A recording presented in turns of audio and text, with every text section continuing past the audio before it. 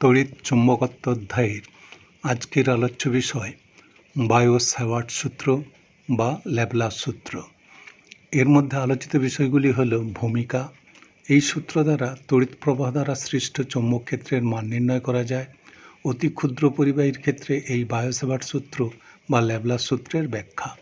এই সূত্র থেকে তড়িৎ ভেদ্যতার একক নির্ণয়, চৌম্বক ক্ষেত্র বা চৌম্বক আবেশের একক, চুম্বকন ক্ষেত্র বা চৌম্বক ক্ষেত্র প্রাবল্যের একক, এদের এককগুলির মধ্যে সম্পর্ক, বিস্তৃত পরিবাহীর ক্ষেত্রে এই বায়ো স্যাভার্ট সূত্র বা ল্যাপ্লাস সূত্র। এই বায়ো স্যাভার্ট সূত্র বা ল্যাপ্লাস সূত্রের ভেক্টর রূপ। এই সূত্র থেকে তড়িৎ প্রবাহ মাত্রার সিজিএস একক ইএমইউর সংজ্ঞা নির্ধারণ।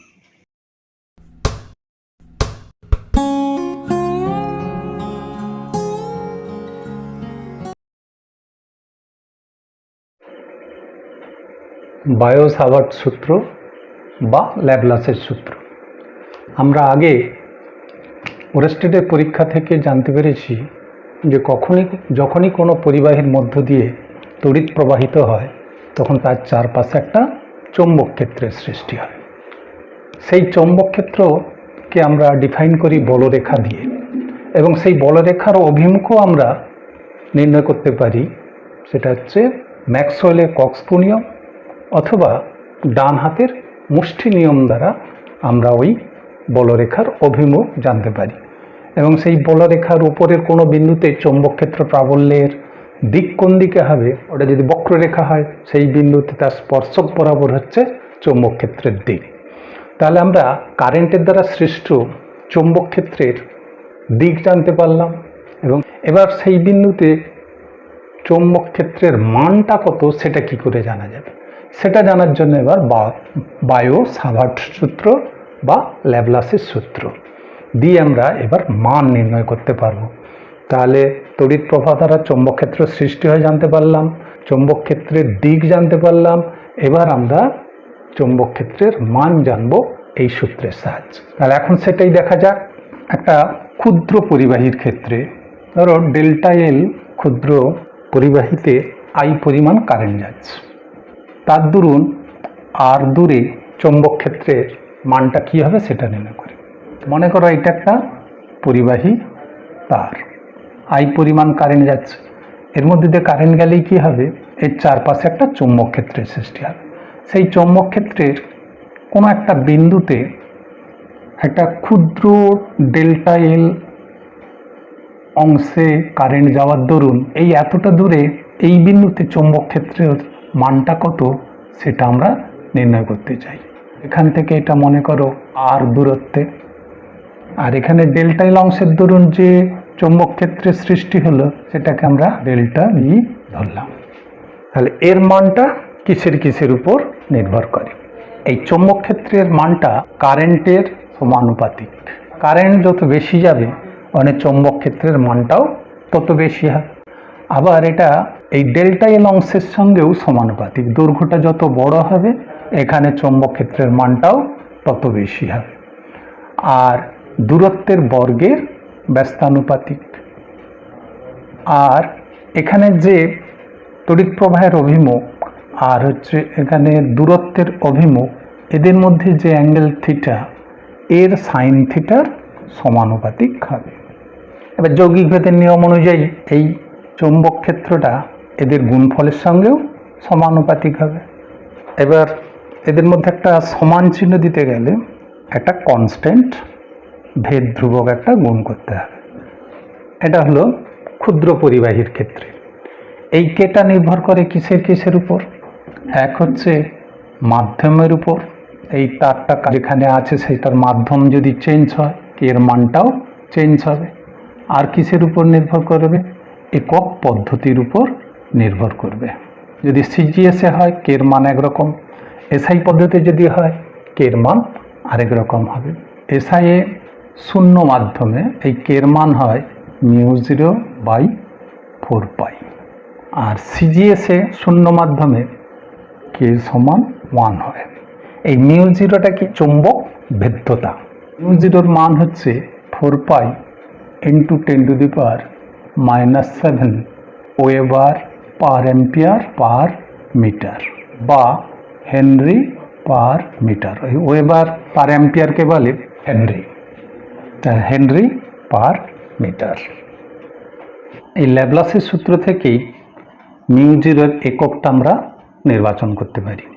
চৌম্বক ক্ষেত্রের একক ওয়েবার পার মিটার স্কোয়ার, বা এটাকে টেসলা বলে। এটা দূরত্বের একক, এসআই পদ্ধতিতে ওটা মিটার, মিটার স্কোয়ার। বাই কারেন্টের একক অ্যাম্পিয়ার। এবার দৈর্ঘ্যের একক মিটার এলো weber per ampere per metre. আগেই আমরা বলেছিলাম চৌম্বক ভেদ্যতার একক এসআই পদ্ধতিতে এটাই হবে। চৌম্বক ক্ষেত্রের এসআই একক ওয়েবার পার মিটার স্কোয়ার বা টেসলা। সিজিএস একক গস, জিএস বা জি দ্বারাও ডিনোট করা হয়। এই দুটো এককের মধ্যে সম্পর্কটা কি? 1 টেসলা সমান 10⁴ গস। এখানে আরেকটা রাশির অবতারণা করা হয়। এই মিউ জিরো বাদে যে টার্মটা থাকে এটাকে ডিনোট করা হয় এইচ দ্বারা।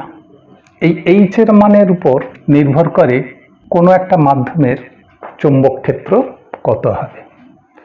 এটাতে যেহেতু মিউ নেই তাহলে এটা মাধ্যমের উপর নির্ভর করে না, এটা মাধ্যম নিরপেক্ষ।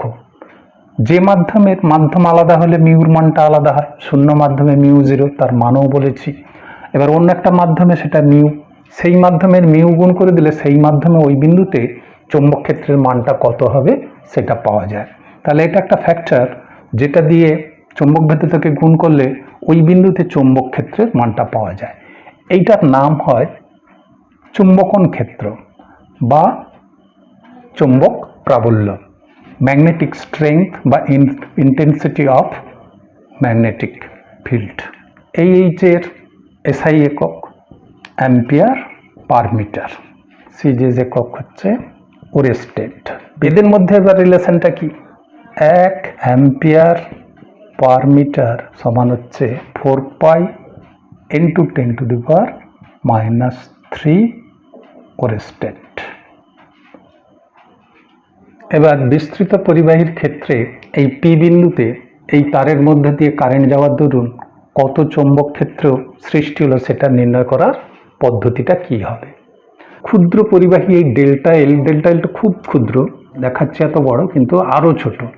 এই ক্ষুদ্র পরিবাহীর ক্ষেত্রে এখানে যে চৌম্বক ক্ষেত্রটা সৃষ্টি হয় তার মানটা শূন্য মাধ্যমে mu zero by 4 pi I delta L sine theta by R square. এবার বিস্তৃত এই টোটাল পরিবাহীর জন্য এখানটায় চৌম্বক ক্ষেত্র প্রাবল্যের মান কত হবে? তা এইখানে আরও একটা ছোট ডেল্টা এল ধরব, তার দরুন এই বিন্দুতে কত হবে? আরেকটু ধরবো, তার দরুন কত হবে? এখানে আরেকটু ডেল্টা এল অংশের দরুন কত হবে? এই প্রত্যেকটার যে ক্ষুদ্র ক্ষুদ্র ক্ষুদ্র ক্ষুদ্র ডেল্টা এলের দরুন এখানে যে চৌম্বক ক্ষেত্র প্রাবল্য হবে তাদের যোগ করতে হবে। সেই যোগফলটাই হবে এই বিস্তৃত পরিবাহীর ক্ষেত্রে টোটাল চৌম্বক ক্ষেত্র প্রাবল্য কত সেটা বের করা যাবে। কিন্তু এটা একটা ভেক্টর রাশি, এর একটা নির্দিষ্ট দিক আছে আমরা জানি। সেই দিকটা ম্যাক্সওয়েলের কক্স নিয়ম থেকে বা ডান হাতের গ্রিপ রুল থেকে আমরা নির্ণয় করতে পারি। তাহলে এর যেহেতু দিক আছে, প্রত্যেকটার আলাদা আলাদা দিক হবে, তাহলে এর একটা কি নিতে হবে? ভেক্টর সমষ্টি নিতে হবে। তাই এটা একটু জটিল পদ্ধতি, কারণ এই ডেল্টা এল এই ডেল্টা এল এই ডেল্টা এল যখন আমরা নিচ্ছি তখন প্রত্যেকের এই দূরত্বটা আটটা চেঞ্জ হচ্ছে এবং অ্যাঙ্গেলটাও চেঞ্জ হচ্ছে। এইসব জটিলের ক্ষেত্রে কী করতে হবে? ইন্টিগ্রেশন নির্ণয় করতে হবে। তা আমরা যদি সমগ্র অংশের ইন্টিগ্রেশন নেই তবেই আমরা ওখানকার চৌম্বক ক্ষেত্র কতটা হবে সেটা আমরা বের করতে পারবো। বি সমান সামেশন ডেল্টা বি সমান হবে, এগুলো কনস্ট্যান্ট বেরিয়ে আসবে, mu zero by 4 pi summation of I delta L sine theta by R square. এবার ইন্টিগ্রেশনের ভেরিয়েবল অনুযায়ী, ইন্টিগ্রেশন সূত্র অনুযায়ী মানটা বের করলেই আমরা বিস্তৃত পরিবাহীর ক্ষেত্রে চৌম্বক ক্ষেত্র প্রাবল্য কত হবে সেটা আমরা বের করতে পারব। এবার দিকটা কি হবে যেটা আমরা ম্যাক্সওয়েলের কক্স নিয়ম থেকে বা ডান হাতের মুষ্টি নিয়ম থেকে পাই, এখানে একটা লেখার পদ্ধতি আছে, সেটা এই বোর্ডের পেছনের দিকে না বোর্ড থেকে বাইরের দিকে সেটা বোঝার জন্য একটা নিয়ম আছে। কি চিহ্ন দ্বারা বোঝা যাবে যে দিকটা হবে বোর্ডের পেছনের দিকে অথবা দিকটা হবে বোর্ডের সামনের দিকে? সেই প্রথাটা হচ্ছে, যদি পেছনের দিকে হয় তাহলে একটা তীর যেন ভেদ করে চলে গেল, তাহলে তীরের পেছনে এরকম একটা ক্রস ফলা থাকে, সেই ফলাটা ভেদ করে জাস্ট বেরিয়ে যাচ্ছে, তাহলে তার ক্ষেত্রে কি হবে? ক্রস চিহ্ন হবে। বোর্ডের পেছনের দিকে হলে এরকম একটা ক্রস চিহ্ন দেবে। আর যদি পেছন দিক থেকে সামনে আসে একটা তীরের সূচাগ্রটা সবে ফুটে এলো, তার মানে ওখানটা একটা বিন্দু হবে। বিন্দু থাকা মানে ওটা বোর্ডের সামনের দিকে। এইভাবে আমরা দিক নির্ণয়ের প্রথাটা অ্যাপ্লাই করব। তাহলে এক্ষেত্রে কি হবে? ম্যাক্সওয়েলের কক্সস্ক্রু নিয়ম খাটালে এই বিন্দুতে আর ব্যাসার্ধের একটা স্ক্রুকে যদি আমরা তড়িৎ প্রবাহের মুখে ঘোরাতে থাকি, বোর্ডের কোন দিকে হচ্ছে? পেছনের দিকে হচ্ছে। অথবা ডান হাতের আমরা যদি মুষ্টি নিয়মটা প্রয়োগ করি, এইভাবে হচ্ছে, বুড়ো আঙুলটা উপরের দিকে তড়িৎ প্রবাহের অভিমুখে, আর আঙুলের বাঁকটা কোন দিকে হচ্ছে? বোর্ডের পেছনের দিকে হচ্ছে। তাহলে এখানটায় ক্রস চিহ্ন দিতে হয়, তাহলে বোঝা যাবে যে এই বিন্দুতে ওটা বোর্ডের পেছনের দিকে চৌম্বক ক্ষেত্রের অভিমুখ হবে। এটা পরিবাহীতে তড়িৎ প্রবাহিত হওয়ার জন্য তার চারপাশে যে চৌম্বক ক্ষেত্র সৃষ্টি হয়, কোনো একটা বিন্দুতে সেই চৌম্বক ক্ষেত্রে একটা দিক আছে। সুতরাং এই চৌম্বক ক্ষেত্র একটা কি? ভেক্টর রাশি। সুতরাং এটা যেহেতু ভেক্টর রাশি, এটার একটা ভেক্টর রূপ থাকবে। তা সেই ভেক্টর রূপটা আমরা যদি প্রকাশ করি, একটা তীর চিহ্ন দিতে হয়। তীর চিহ্ন দিয়ে ভেক্টরটাকে প্রকাশ করতে হয়। এদিকেও ভেক্টর থাকা চাই। তার মধ্যে এইটা কারেন্টের অভিমুখের দিকটা হচ্ছে আই ডেল্টা এল এলিমেন্টের অভিমুখ। এর অভিমুখ কারেন্ট যেদিকে, এই ডেল্টা এলের অভিমুখটা সেই দিকে। কারেন্ট যদি নিচের দিকে হতো, এই ডেল্টা এলের অভিমুখ নিচের দিকে। আর দূরকের এখান থেকে ওই বিন্দু অভিমুখীটাই হবে এই আর এর অভিমুখ। ডেল্টা এল আর আর এটা যে তলে আছে, আর যে উৎপন্ন চৌম্বক ক্ষেত্রের অভিমুখটা সেই তলের লম্ব বরাবর বোর্ডের পেছনের দিকে। তা একটা লম্বভাবে থাকলে সেটা কি হয়? কি প্রোডাক্ট হয়? ক্রস প্রোডাক্ট হয়। তাহলে ডেল্টা এল এর সঙ্গে একটা ক্রস প্রোডাক্ট হবে। এখানে যেহেতু আর কোনো ভেক্টর নেই, লম্ব দিকে একটা আর একটা একক ভেক্টর কল্পনা করলাম। একক ভেক্টরের সঙ্গে এটা cross product by R square. এবারে ইউনিট ভেক্টর সমান আমরা কি জানি? টোটাল ভেক্টর বাই হচ্ছে তার মান। তাহলে এখানে আমরা পাবো, এটা তাহলে হয়ে যাবে আর কিউ। ডেল্টা এল আগে দেবো না আর আগে দেবো? ক্রস প্রোডাক্টের ক্ষেত্রে ওটা কিন্তু খুব ইম্পর্ট্যান্ট, কারণ এটা আগে পিছু হয়ে যাবে, মানে দিকটাও বদলে যাবে। তাহলে ডেল্টা এল আগে দেবো না আরটাকে আগে দেবো? সেটা আমরা যেহেতু আগে থেকেই আমরা ম্যাক্সওয়েলের কক্সস্ক্রু নিয়ম থেকে এই চৌম্বক ক্ষেত্রের দিকটা জেনে গেছি ওই দিকে, তাহলে ডেল্টা এল থেকে আর এর দিকে ডান পাকের স্ক্রুটা ঘোরালে কোন দিকে হচ্ছে? এইভাবে ঘোরালে বোর্ডের পেছনের দিকেই হচ্ছে, তাহলে ডেল্টা এলটাই আগে থাকবে। আর যদি সামনের দিকে হতো, তাহলে আমাদের কি করতে হতো? আর থেকে এল এর দিকে ঘোরালে তবেই কি হতো? সামনের দিকে ডান পাকের স্ক্রুটা যেত, তখন হতো আর ক্রস ডেল্টা এল। তাহলে আমরা অ্যাকচুয়াল দিকের সঙ্গে মেলাতে গেলে ডেল্টা এল ক্রস আর করতে হবে। এটাই হয়ে গেল তাহলে চৌম্বক ক্ষেত্রের অভিমুখ, এবং এটাই হয়ে গেল বায়ট স্যাভার্ট বা ল্যাপ্লাস সূত্রের ভেক্টর ফর্ম। এই বায়ট স্যাভার্ট সূত্র বা ল্যাপ্লাসের সূত্র থেকে প্রবাহ মাত্রার সিজিএস একক ইএমইউর সংজ্ঞা নির্ধারণ বা ইলেকট্রোম্যাগনেটিক ইউনিটের সংজ্ঞা নির্ধারণ। এই প্রবাহ মাত্রার এসআই একক অ্যাম্পিয়ার। তড়িৎ চুম্বকত্বের চ্যাপ্টারে আয়ের সিজিএস একক হবে ইএমইউ।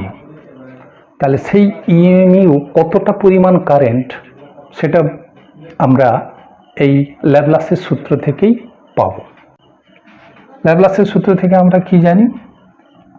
চৌম্বক ক্ষেত্র সমান I delta L sine theta by R square. এটার মান যদি 1 করে স্টেট হয়, ডেল্টা এল এর মানটাও যদি 1 সেন্টিমিটার হয়, এই সাইন থিটার মানটাও যদি 1 হয়, এই আর এর মানটাও যদি 1 হয়, তখন যদি প্রবাহ মাত্রার মান 1 হয়, তাহলে কে সমান কি হয়ে যাবে? 1 হয়ে যাবে। এবার এটা আমরা কি করে ডেল্টা এলটাকে আমরা 1 সেন্টিমিটার করব। এখান থেকে এতটা ডেল্টা এল সমান হচ্ছে 1 সেন্টিমিটার। আর দূরত্ব 8টাকে 1 সেন্টিমিটার করব কি করে? এই বৃত্তের ব্যাসার্ধটা 1 সেন্টিমিটার, তাহলে আমাকে 1 সেন্টিমিটার ব্যাসার্ধ বিশিষ্ট একটা বৃত্ত নিতে হয়। এই বৃত্তের চাপ বরাবর ডেল্টা এলটাকে নেওয়ার কারণ এই 1 সেন্টিমিটার চাপের প্রতিটা বিন্দুতে যাতে সাইন থিটার মান 1 হয়। প্রতিটা বিন্দুতে আমরা যদি ছোট ছোট ডেল্টা এল ভাবি, সেখান থেকে এই দূরত্বটা কি হবে? এখানে ডেল্টা এলের দূরত্বটা সঙ্গে এই ডেল্টা এলের স্পর্শক সবসময় 90 ডিগ্রি কোণ করবে।